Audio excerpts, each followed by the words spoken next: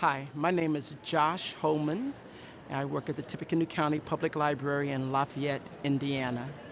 And today I'm going to read the beginning of chapter 5 from The Adventures of Huckleberry Finn by Mark Twain. I chose this book from the sense of it's a book that is a classic in terms of humor, but it also is a classic as it explores relationships between people from very different backgrounds. And so I like to share an interaction between Huck and his father. And it starts like this. When I lit my candle and went up to my room that night, there sat Pap, his own self. I had shut the door too. Then I turned around and there he was.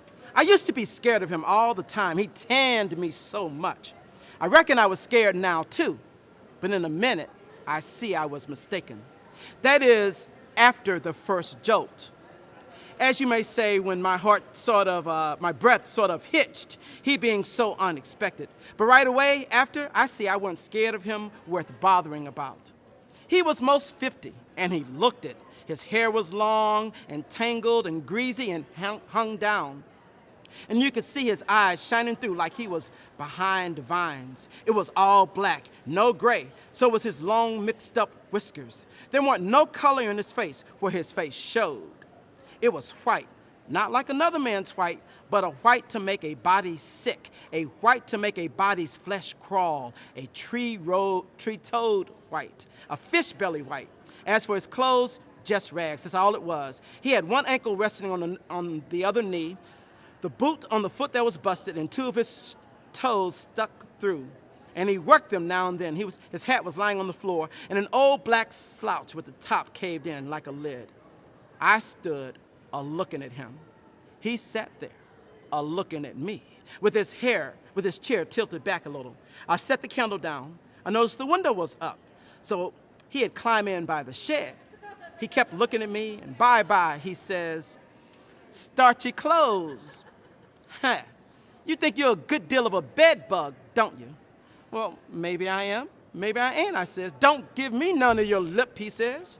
"You put on considerable many frills since I've been away. I'll take you down a peg before I get done with you.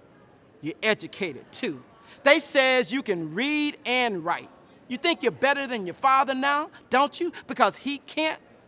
I'll take it out of you. Who told you you might meddle with such highfalutin foolishness? Hey, who told you you could?" "The widow. She told me." "The widow, eh? And who told the widow she could put in her shovel about a thing that ain't none of her business?" "Well, nobody ever told her." "Well, I'll learn her how to meddle. And look at here. You drop that school, you hear? I'll learn people to bring up a boy to put on airs over his own father and let on to be better than what he is. You let me catch you fooling around that school again, you hear? Your mother couldn't read, and she couldn't write, nother, before she died. None of the family couldn't before they died. I can't, and here you are swelling yourself up like this. I ain't the man to stand to hear it. You hear that? You say, let me hear you read." I took a book and began to say something about General Washington and the wars. When I read about half a minute, he fetched the book a whack with his hand and knocked it across the house. He says, "It's so. You can do it. I had my doubts when you told me. Now look at here, you stop putting on those frills, I won't have it."